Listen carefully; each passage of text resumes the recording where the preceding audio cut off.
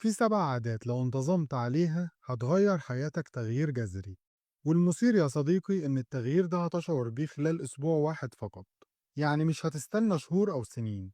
ممكن تقول إن الكلام مبالغ فيه، بس اللي عايز أقولهولك إن العادات دي مش نصايح عادية، دي خطوات مجربة وأثبتت إن ليها تأثير قوي جدا.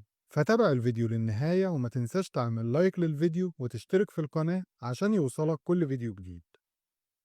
العادة الأولى: ابدأ يومك مبكرا. من أكتر العادات اللي غيرت حياة ناس كتير هي إنك تصحى بدري. معظمنا بنصحى متأخر، لكن لو جربت تصحى بدري هتلاقي إن الساعات الأولى في الصباح فيها سحر وهدوء قبل ما يصحى الجميع. خصص أول 30 دقيقة من يومك لأنشطة هادية زي التأمل أو التخطيط لأهدافك. اللحظات البسيطة من التركيز الصبح هتخليك أكتر إنتاجية، وكمان مش هتشعر بتوتر. حاول تستغل الوقت ده إنك تعمل تمارين بسيطة عشان تنشط جسمك، زي المشي السريع أو التمارين الخفيفة. والهدف هنا مش ممارسة الرياضة الشاقة، الهدف إنك تحرك جسمك بطريقة تديلك طاقة لباقي اليوم.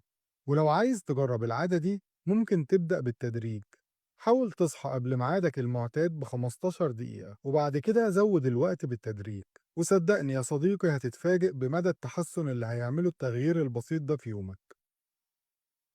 العادة التانية: الحركة اليومية. إحنا دايما بنخلق أعذار لنفسنا عشان نتجنب أي نشاط بدني، وغالبا بتقول لنفسك ساعتها أنا ما عنديش وقت أو أنا مجهد أو هبدأ الأسبوع الجاي. لازم تخلي الحركة اليومية جزء من يومك، وهتلاقي فرق كبير مش بس في مستوى طاقة جسمك لكن كمان في حالتك المزاجية. وبعد أيام هتلاقي نشاطك أكتر، وكمان هيقل شعورك بالخمول. ولو بتلاقي صعوبة إنك تبدأ ممكن تجرب حاجة بسيطة بتحبها. ما تجبرش نفسك على الجري لو ما بتستمتعش بيه، ممكن تجرب المشي أو أي نشاط تاني يخليك تتحرك ويحسسك بالسعادة. وخليك فاكر يا صديقي إن المفتاح هو الاستمرارية حتى لو لدقايق يوميا. العادة التالتة: تخصيص وقت للهدوء والتأمل. في العالم اللي بنعيش فيه موجود حوالينا مشتتات كتير، وسهل جدا ننسى لحظات الصمت والهدوء. كتير مننا بيقضي يومه في الشغل والمهام المطلوبة منه من غير ما يخصص وقت لنفسه. عشان كده حاول تمارس التأمل حتى لو لمدة 5 دقايق فقط، وهتشعر بتحسن كبير في تركيزك وهدوءك الداخلي.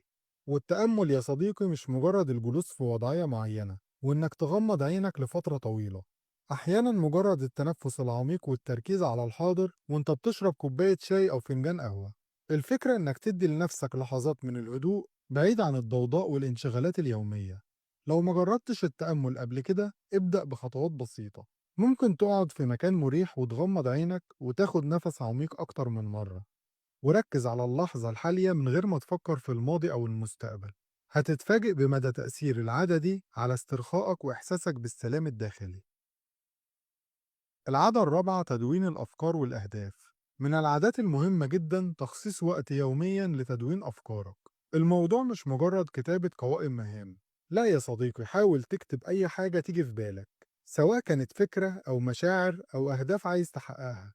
والعادة دي هتخليك ترتب أفكارك وتحدد أولوياتك، وكمان هتساعدك إنك تتابع تقدمك وهتحفزك إنك تستمر في تحقيق أهدافك.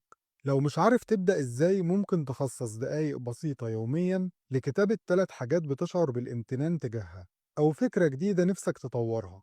وهتشوف إزاي العادة دي هتعزز وضوحك الذهني وهتزود وعيك بالأهداف. العادة الخامسة: تقليل وقت الشاشة. لو ركزت هتلاقي نفسك بتقضي ساعات طويلة يوميا أمام شاشة تليفونك بدون ما تشعر، وهتلاقي نفسك بتتنقل بين التطبيقات بدون هدف. لما تقرر تقليل وقت الشاشة هتلاحظ فرق كبير في جودة وقتك وتركيزك. أنا ما بقولكش ما تمسكش تليفونك تماما، لكن حدد أوقات ما تمسكش فيها التليفون، زي أول ساعة في اليوم وآخر ساعة قبل النوم. بدل التمرير العشوائي ممكن تستخدم الوقت ده في القراءة أو حتى تقضي لحظات هادية مع نفسك، وهتلاقي فرق كبير في تركيزك وصفائك الذهني. سادس عادة: شرب المية كتير. ممكن العادة دي تكون بسيطة، بس صدقني يا صديقي هتغير مستوى طاقتك بشكل كبير. لما تبدأ تشرب كمية كافية من المية يوميا هتشعر بزيادة نشاطك وتركيزك. حاول تخلي إزازة مية جنبك طول اليوم، وذكر نفسك بشرب المية بانتظام. العادة السابعة: التركيز على الإيجابية. حاول تغير طريقة تفكيرك، وبدل ما تركز على المشاكل ابدأ دور على الحلول ومارس الامتنان يوميا. التغيير البسيط ده في العقلية هيخلي حياتك سعيدة وهيقلل من توترك.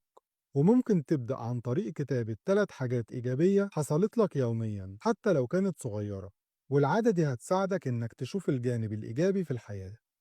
لو التزمت بالعادات دي لمدة أسبوع هتتفاجئ بالتحولات اللي هتحصل في حياتك. شكرا ليك يا صديقي على وقتك، واتمنى تكون استفدت من الفيديو. ما تنساش تعمل لايك وتشترك في القناة عشان يوصلك كل فيديو جديد.